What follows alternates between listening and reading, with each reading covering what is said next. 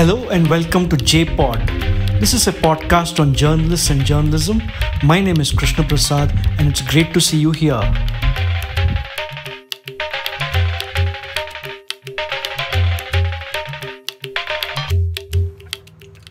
Journalists who have been there and done that have their own view of how media houses should deal with the existential threat posed by coronavirus.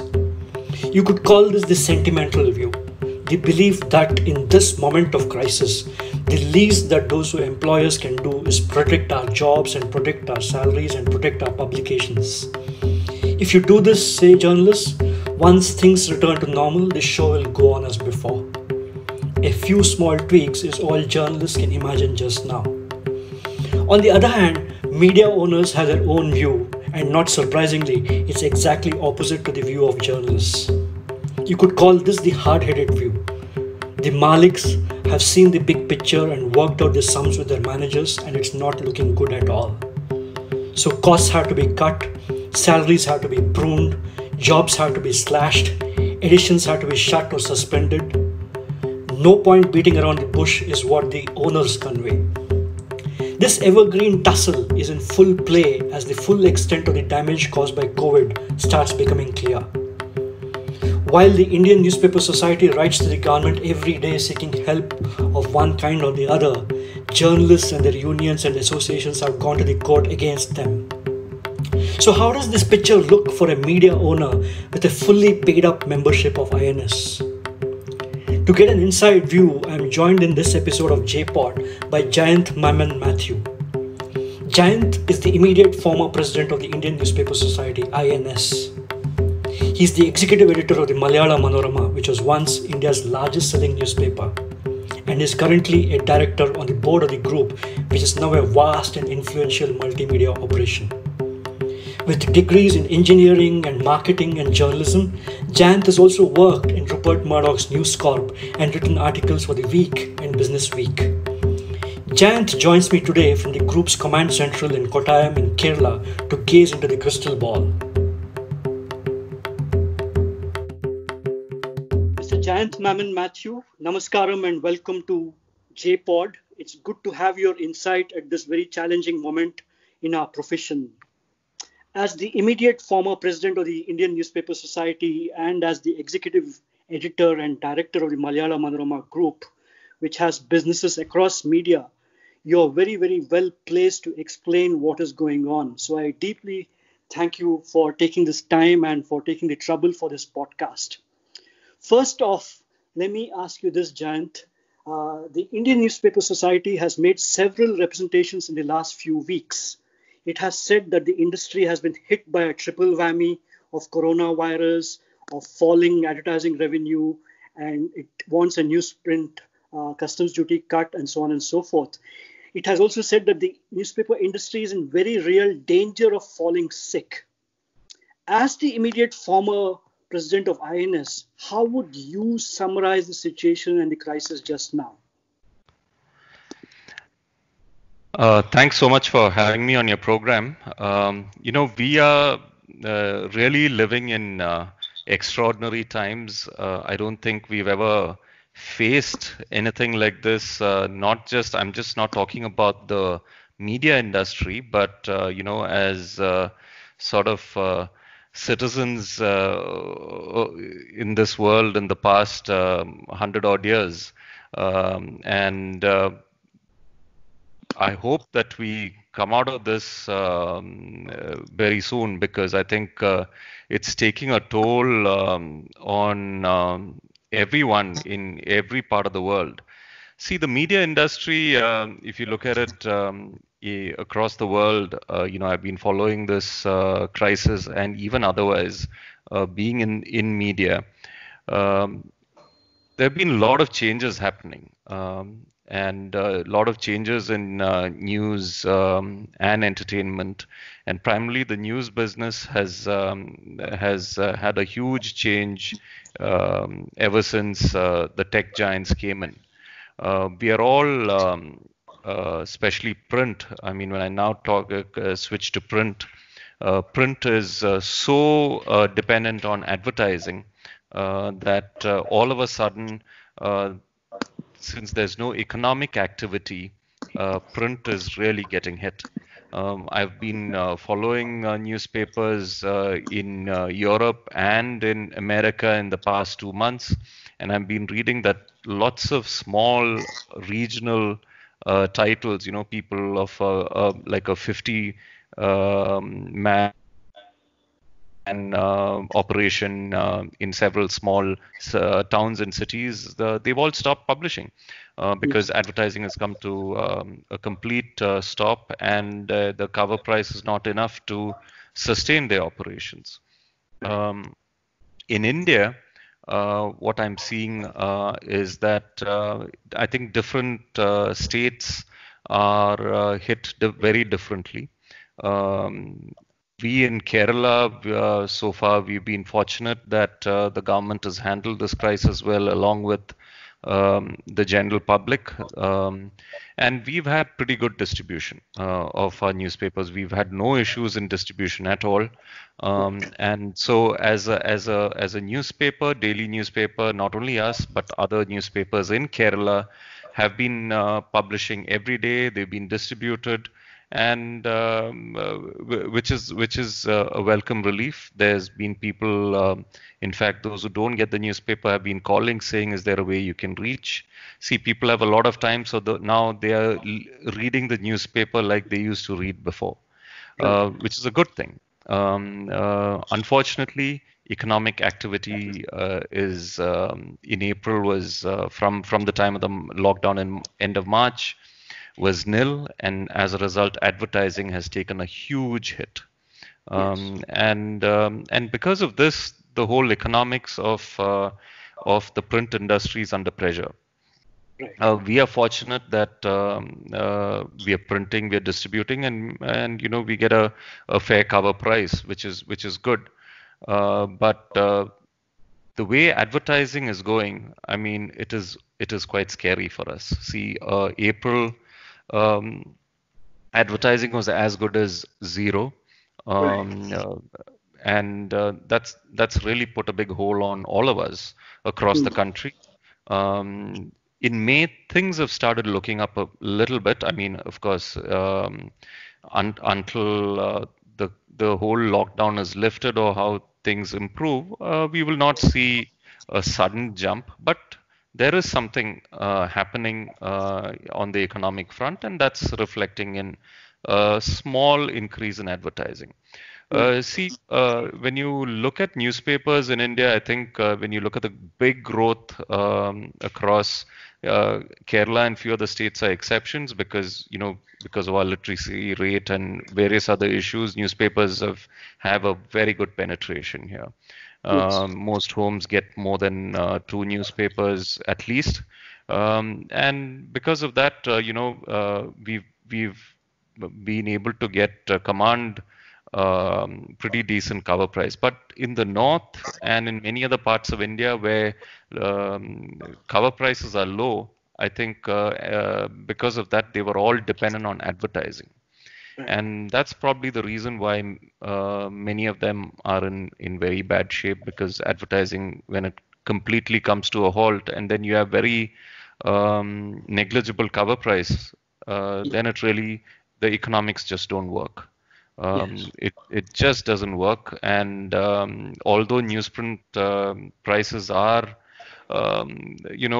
not as high, nowhere as high as 18 months ago when prices almost touched 750, $780. Now it's really come down and it's manageable. But how long can all of us last if advertising is not there? So Yes. this is in a sense the state of the print media industry here. And not only here, but across the world also.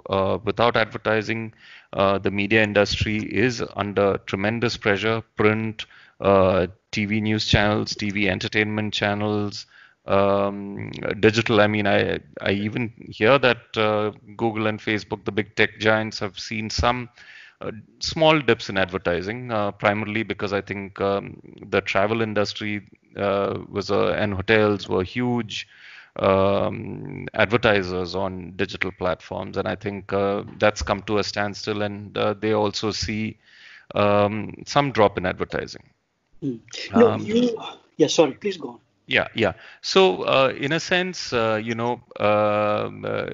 nobody, I think, expected this kind of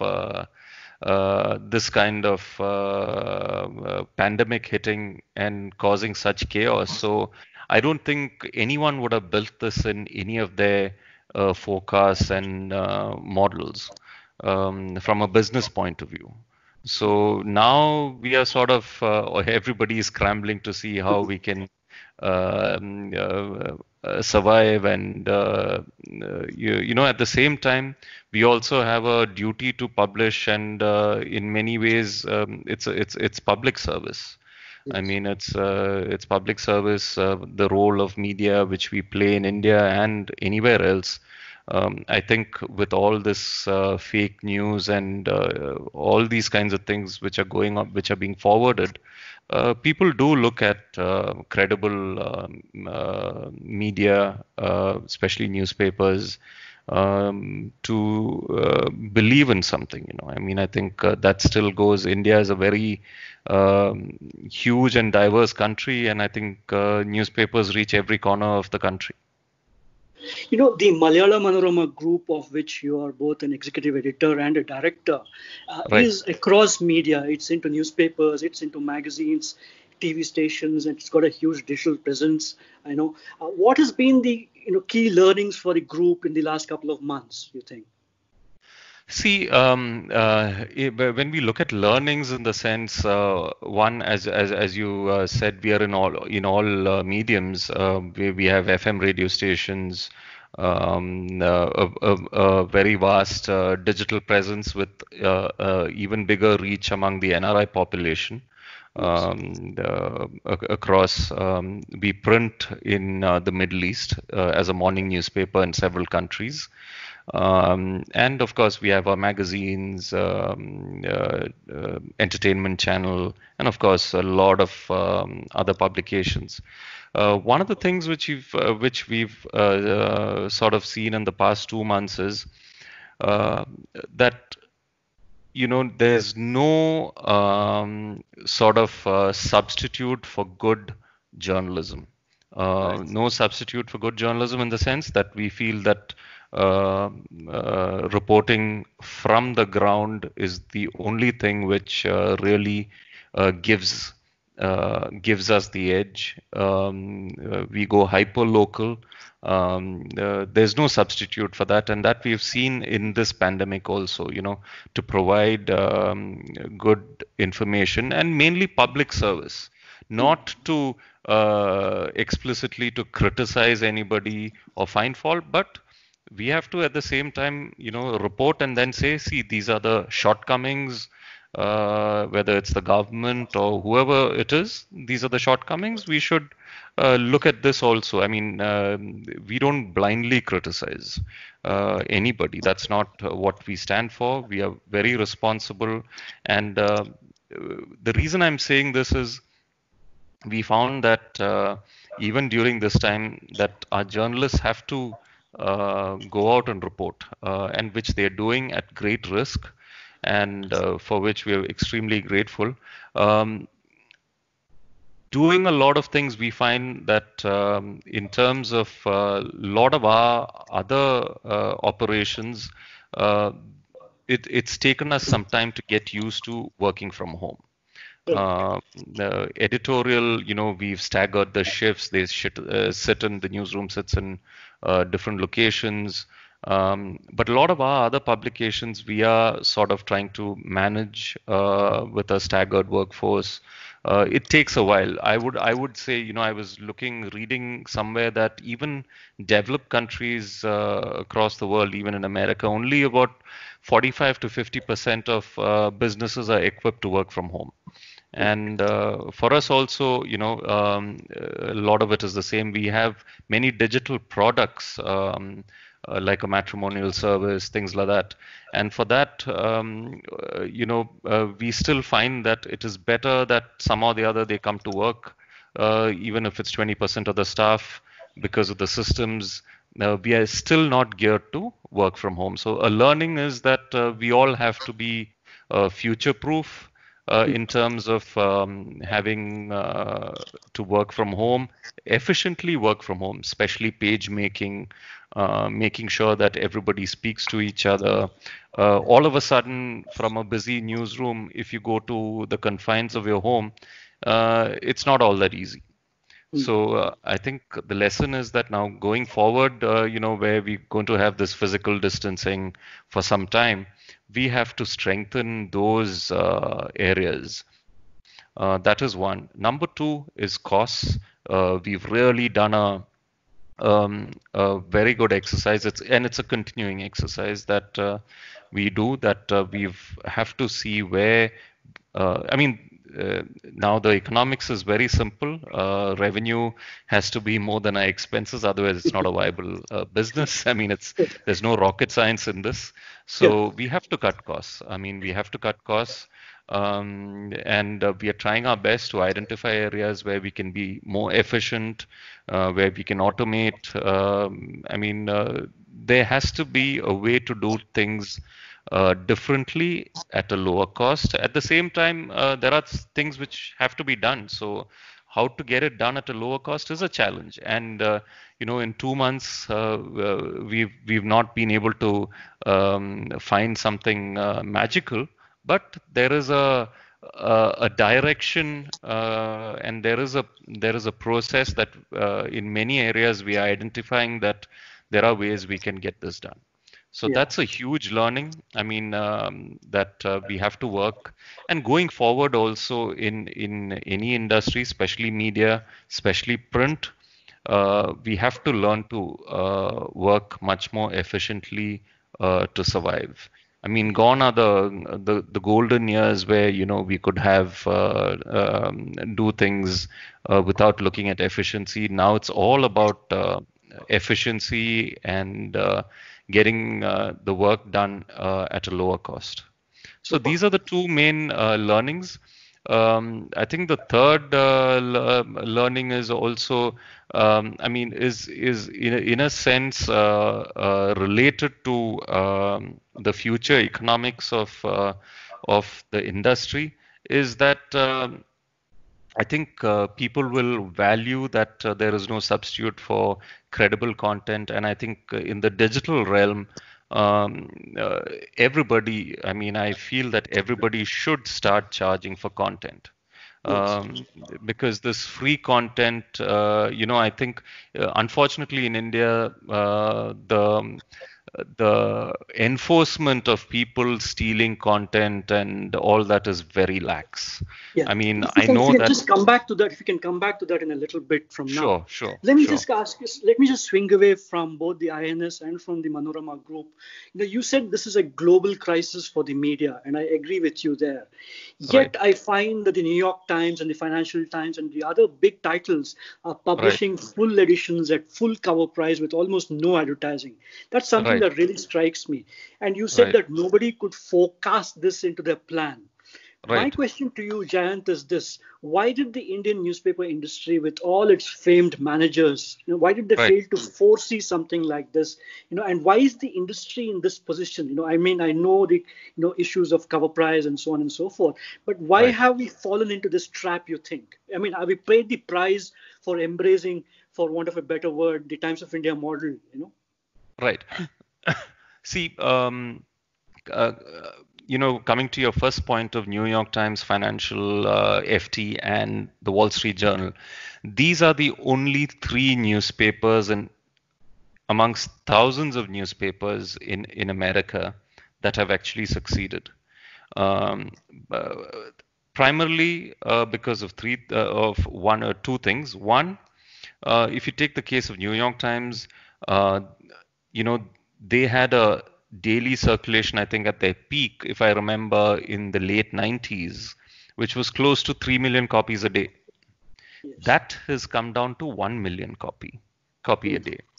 Hmm. But what they've done through, and it took them a long time, They experimented with different digital models, and finally, I think they've hit a winning formula where right now I think they've got some 3 million paying Digital. subscribers.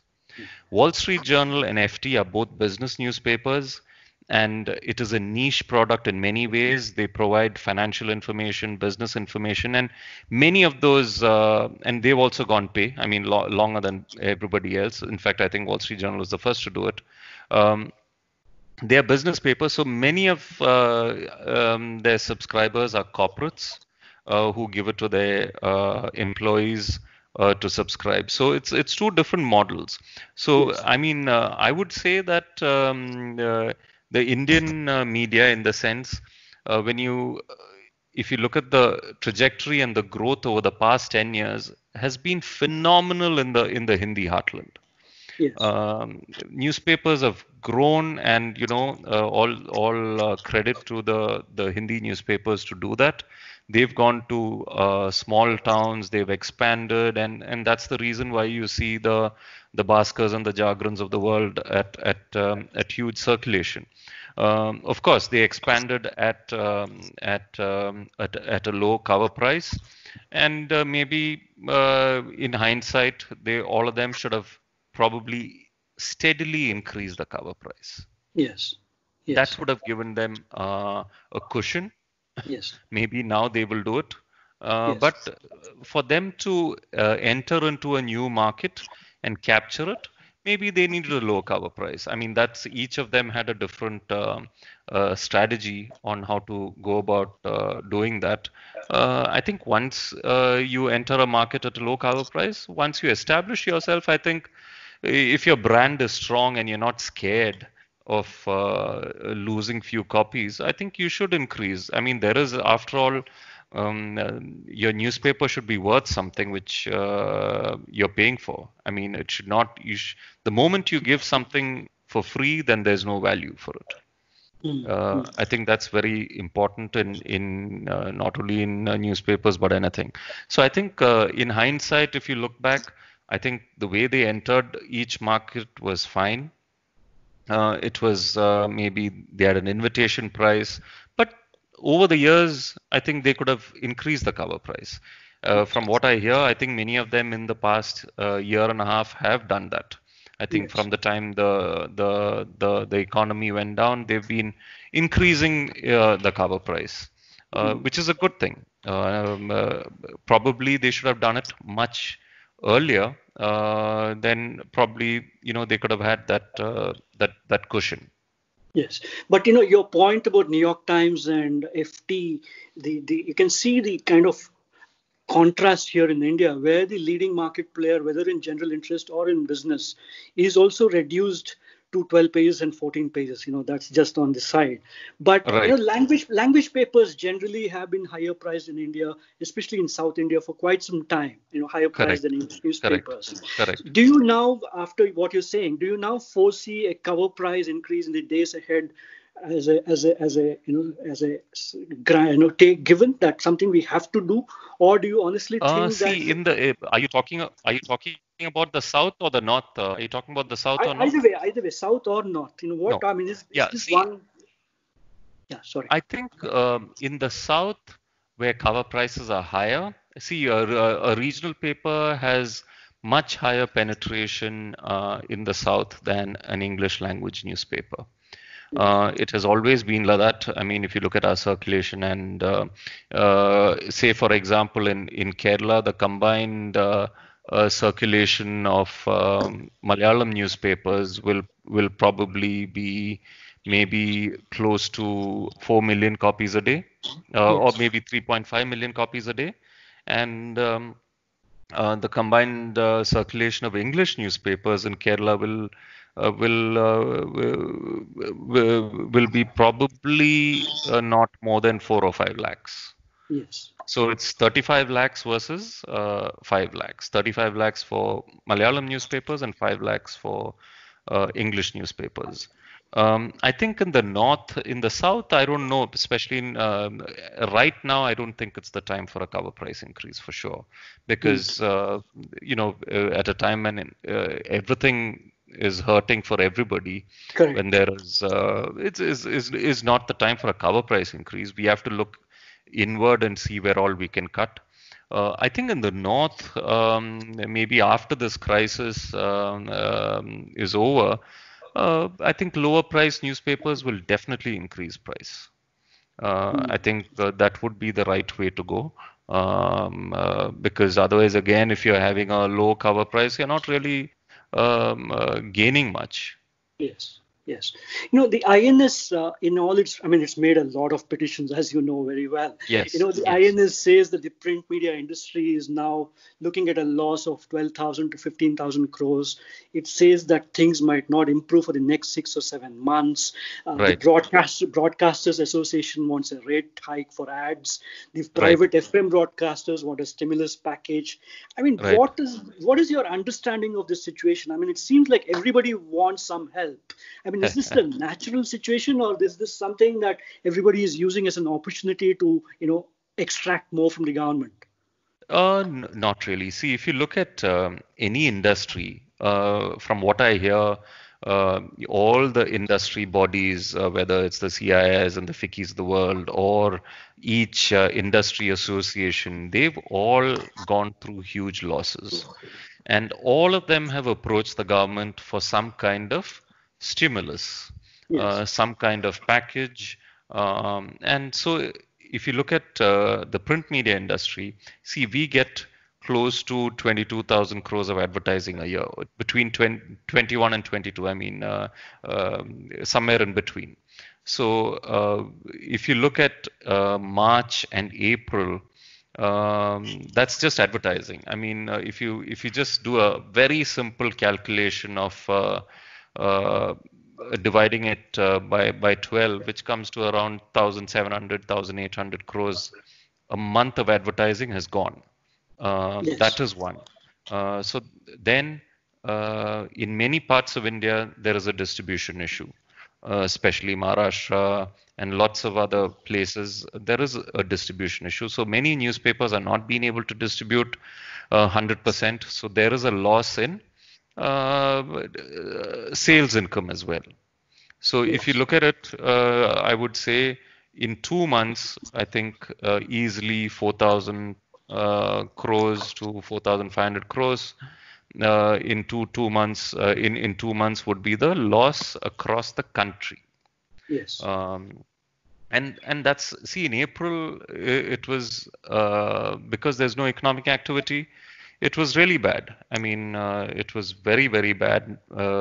We barely got any advertising. I mean, we can yes, count the number of ads yes, that we got. So I think it's natural for any industry to appeal to the government, because if you look at the West, America has got a 2 trillion stimulus plan, which is 10% of their GDP.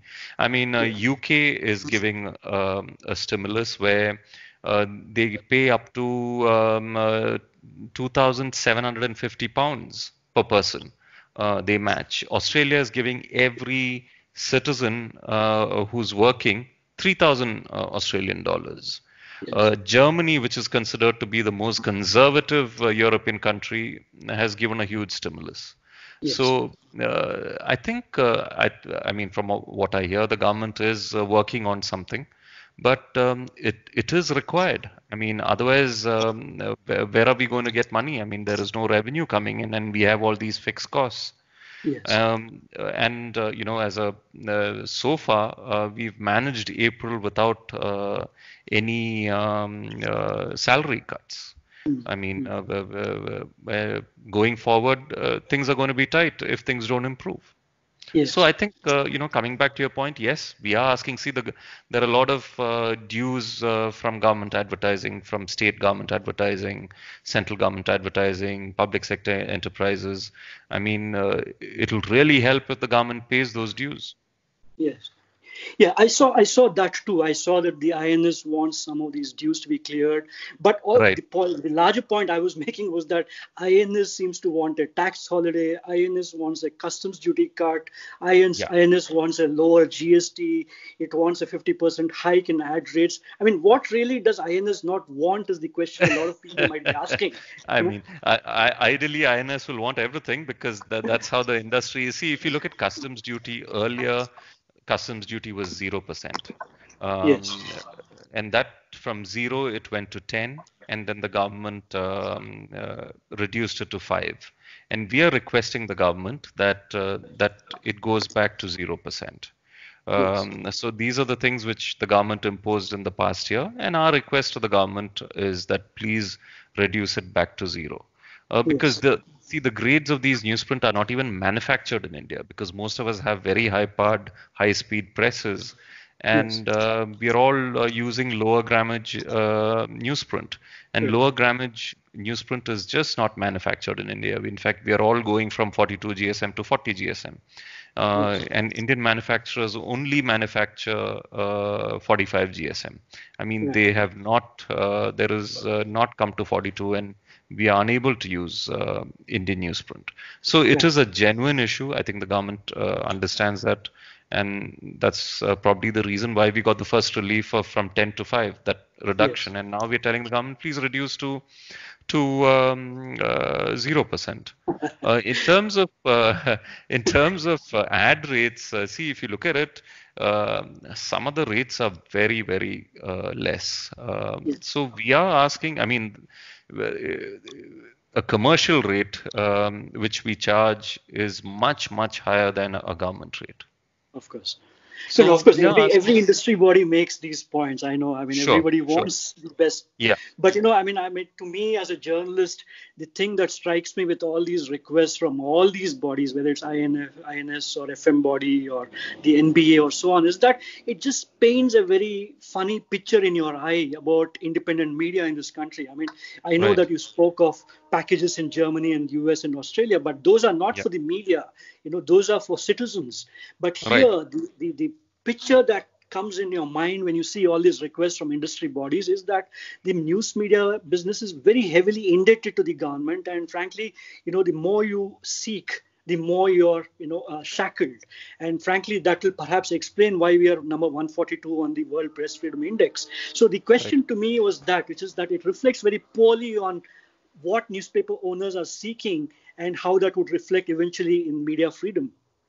No, I don't think. See, I don't think there is an issue regarding that. See, if you look at INS, which is a body of large, medium, and small newspapers, we have the big big boys, and then we have very small players. I Yes. think INS's role is to help everybody. I mean, Yes. every newspaper needs to benefit. This is not just for the big player or a certain player. It's important that there are several newspapers which, are barely making ends meet. See, when I was talking about the UK 2750, that is going to an employer, a person who works in a company. Sure. Absolutely. And provided he works, and then the company matches a certain amount, so it's just not a dole.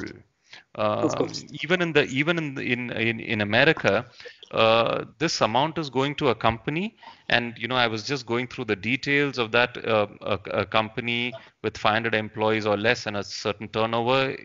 This stimulus goes to pay their fixed costs like salary and a few other expenses, and for 3 months it's free. After that, the interest is less than 1%. So it's helping your payroll. It's helping your staff. I mean, Yeah. it's not going towards. In fact, there was controversy in the US where some big hotel chain took it, and then immediately the media reported, and then he gave back all the money because that Yeah. hotel chain didn't need it. It was Correct. way past that. So in all these cases, it is going to keep the business alive. Yes. See, India does not have a concept of furlough and things like that. I mean, if you look at some of the large media companies in the world, I mean, I was just reading about Disney this morning. Yesterday, their quarter figures are out. They've furloughed close to 73,000 to 1 lakh people because their theme parks are shut, their cruises are shut, the cinema theaters are shut. So almost 1 lakh people are furloughed. I mean, Yes. in India, that concept is not there, and I think the government probably needs to look at concepts like that, where we are saying we are not laying off, but it's a furlough, Yes. because then at least there is some kind of job security when things get better. I saw something like that from the Quint, but that's a small thing there.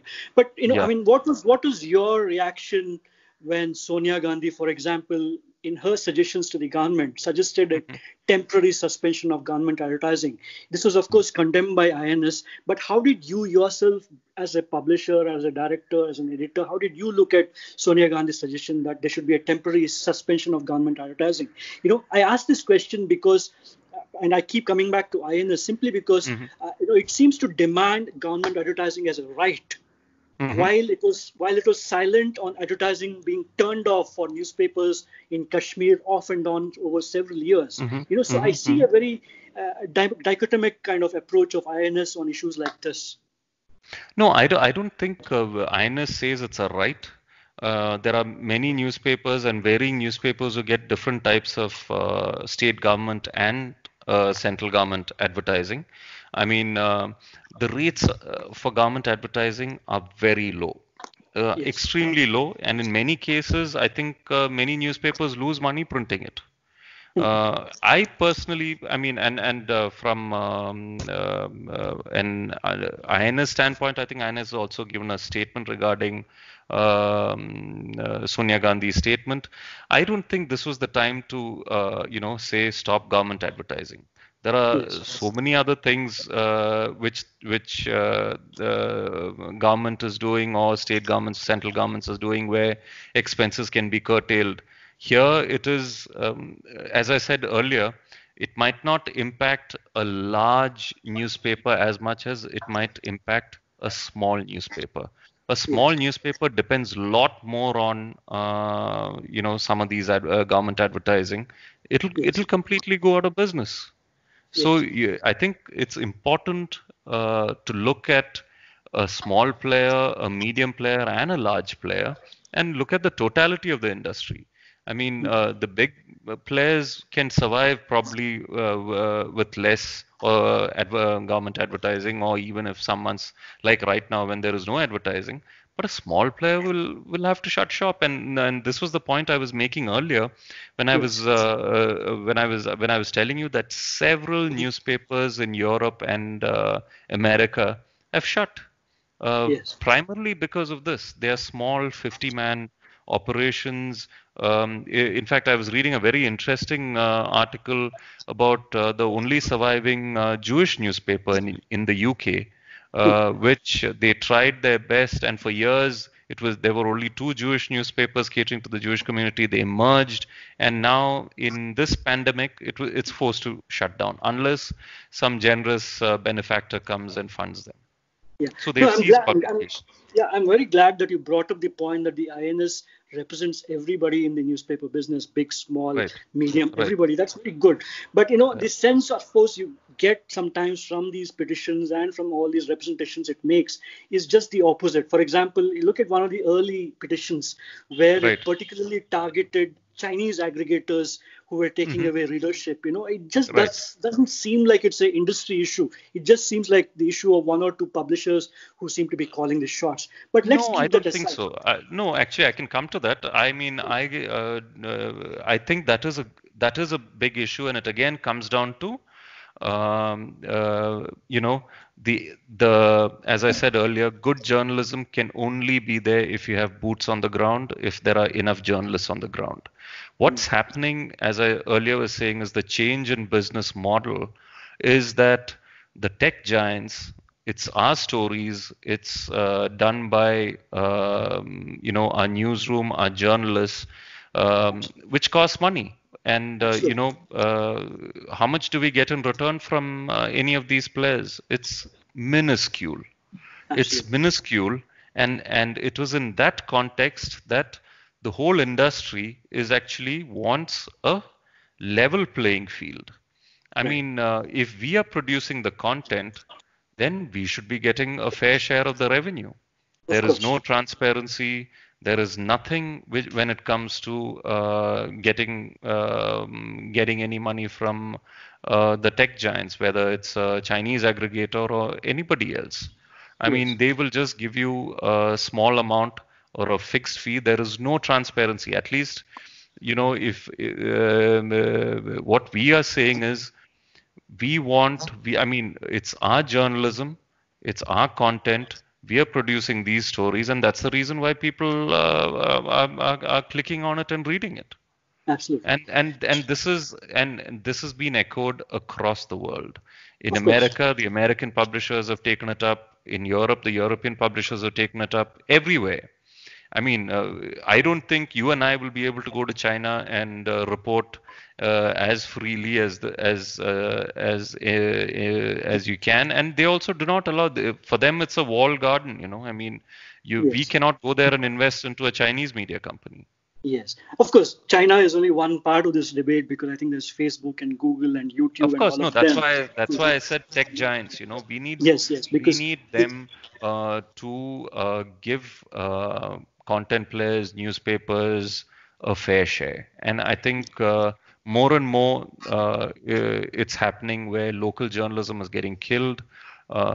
Soon we'll all just start reading maybe just the same wire copy. I mean, life will be terrible then.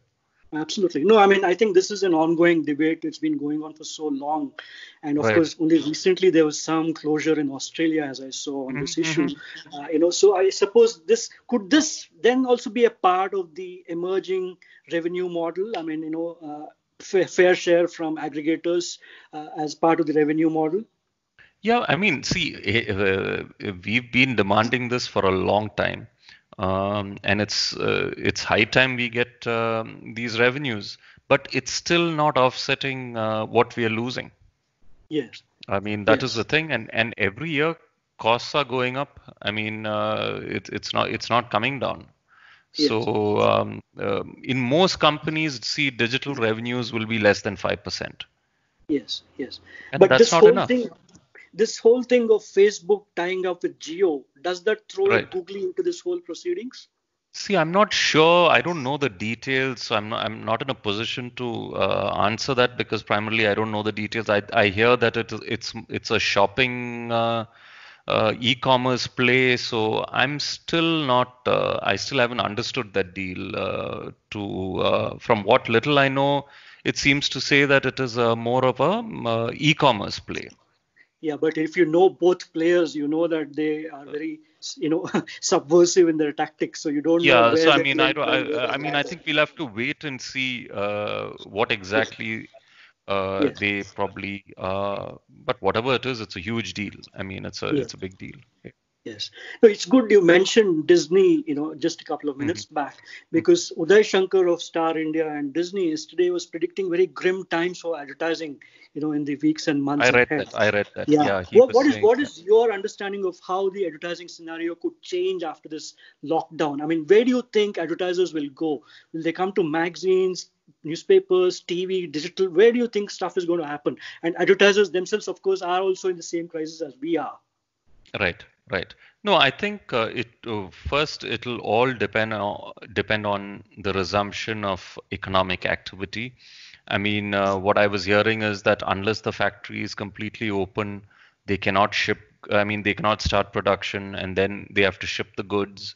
So many of them are saying until that happens, it doesn't make sense for them to advertise.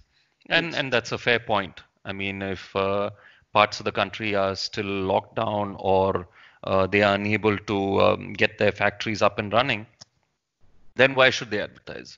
Yes. But I feel we've in the very early stages of things getting opened up. I think as the economy opens up, there will be they will have to advertise. Otherwise, it's not going to be easy selling without advertising. I mean, no matter what. I think the auto industry, probably the first time in the history of the auto industry, they didn't even sell one vehicle in April. I mean, Yes. it was like a complete zero sale for them. So I Yes. think the several sectors, everybody has to sell. So advertising will come back, but of course, it all depends on the economic activity, and as you rightly said, they also have had huge losses. I mean, their revenues have come down, so there will be some calibration. I mean, there's calibration from their side, there's calibration from our side. So Yeah. I think the next 6 months, things are going to be really, really tough. No, briefly, And you mentioned a possibility of a shift in readability, or rather the reader interest is a possibility going forward. right. Similarly, is a shift in the advertiser priority quite possible in the next few months? Could he shift from print to digital, or magazine to digital, or TV to digital? I don't know. I mean, I'm not really sure. I think print still has huge penetration in India.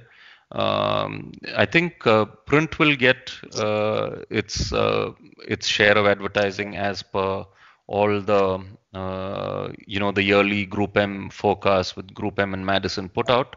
But of course, this year, because of the economic situation, all the mediums are going to get lesser advertising. I mean, Mm. print is going to come less, TV is going to get less, all the other mediums are going to get less. I Yeah. mean, there's going to be no IPL this year, from what I hear. I don't know, unless they find a window somewhere. So that huge chunk of advertising which companies keep for IPL will be out in the will be unspent in many ways. So I don't know what companies have plans for that, because many of them launch products. They do a lot of advertising. You know, cricket is the only thing which sells in India. So if there's no advertising, that 2-3 thousand crores of advertising money will probably have to go somewhere, not in the same amounts, but I think even if it's half of that, it'll get spread somewhere within the country, is what I feel. Yeah. So let's swing back to the last few questions. You Sure. have you've written on technology in your own career. Right. What to you looks like a possible digital future for Indian media now? Everybody just seems to be talking for paywall. We have now just discussed the possibility of some revenue coming in from the aggregators. But besides these two things, is there anything more we think we can place on the table? No, I think, see, as a media company, I think we have to really offer more to the viewer, whatever you call, I mean, the public at large. I mean, for a print player, we'll have to look at, I mean, everybody's doing it in a small way, but investments have to again come in, say, like a podcast. We have to probably get into more areas which we've never got into before, in terms of reviews, product reviews. There's lots more which a media company can do. Short videos, explanatory videos, and maybe there is scope for some long form journalism also within all this. I think we have to offer more content, diverse content, and this content definitely needs to have a paywall. Very, Um, yeah, please. Otherwise, it's going to be very difficult going forward. See, because otherwise, there is not much of advertising coming to the digital medium. 80% goes to all these tech platforms and tech companies. Everybody else is, just getting very less. It's as good as nothing. As I was saying earlier, most media companies just get 5% digital revenues. Mm. So we have to monetize.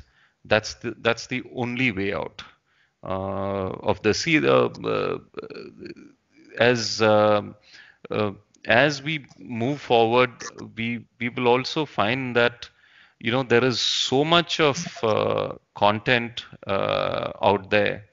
If we are just going to give very drab, plain vanilla journalism, then uh, those players will find it very difficult. Hmm.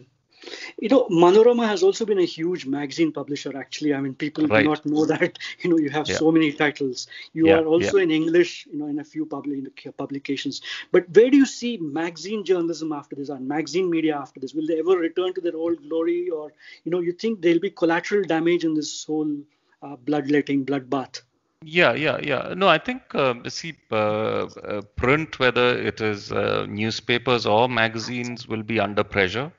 I think everybody will have to relook at their operations, their costs, and also their offering. I mean, if the magazine, there again, we probably have to look at the cover price, what segment we are in, and unless that is done, I think there will be pressure. There will definitely be pressure in the markets because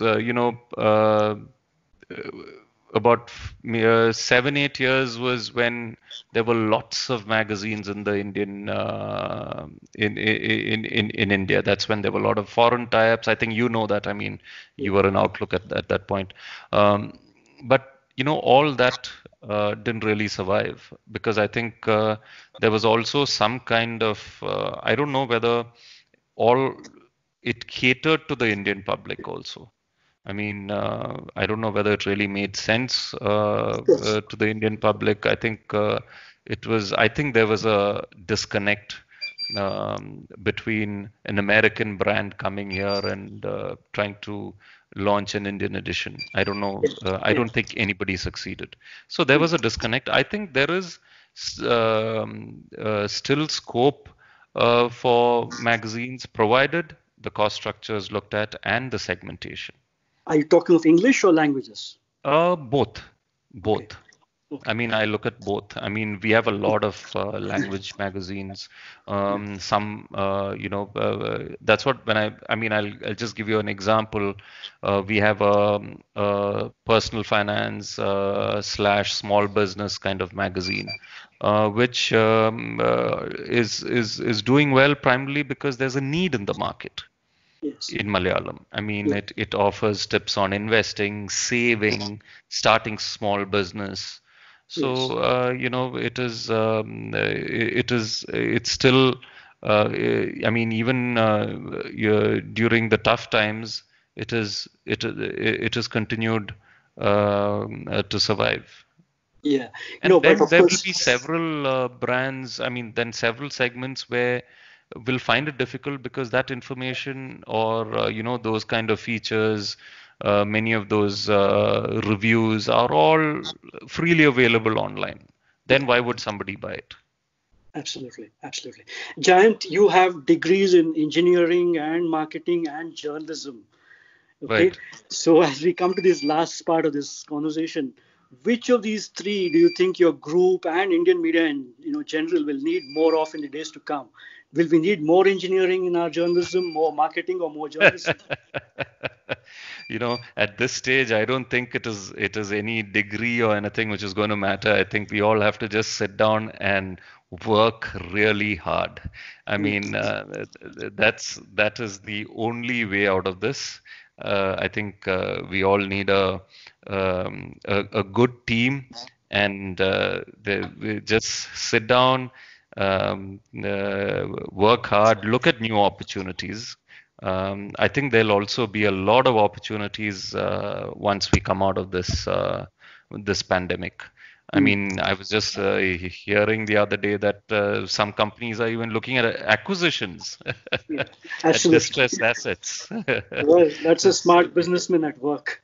yeah, so I was, I said, wow. I said, Yeah, when majority of businesses are just trying to float here, there is somebody who's looking at acquisitions. Of course, not now, but they say there will be an opportunity for distress assets and things like that. I mean, I'm sure many of the PE funds will be looking at all this. But coming back to your, your the point is that it's right now we need hard work, every skill you have, and a super team, which needs to sort of uh, work together to get out of this. I mean, I think the team should look at the future. I mean, of course, the present, like a business continuity, and look at the future. I mean, in 12 to 18 months, what kind of company do you want to be? I mean, that is something which we all have to look at.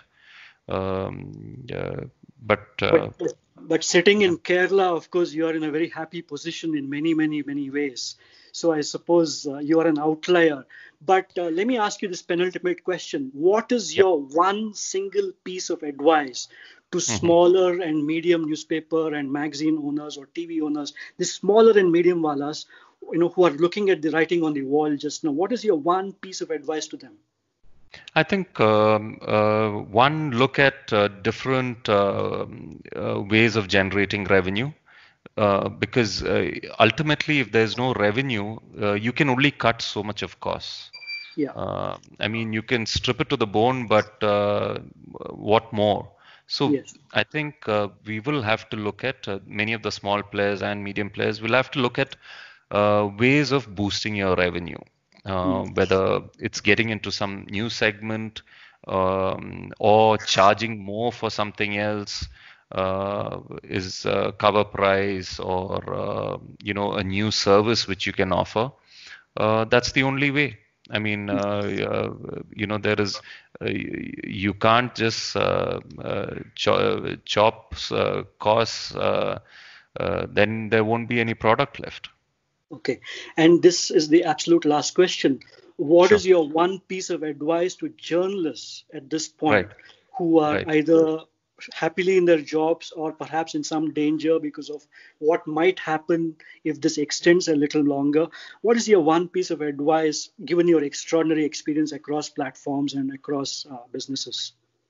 I think, I mean, it's a tough question to answer. I mean, I don't, no, I'm not doing any crystal ball gazing, but I think a journalist should also, I mean, this I keep telling my colleagues, especially the young ones who join, is that they need to be multi-skilled.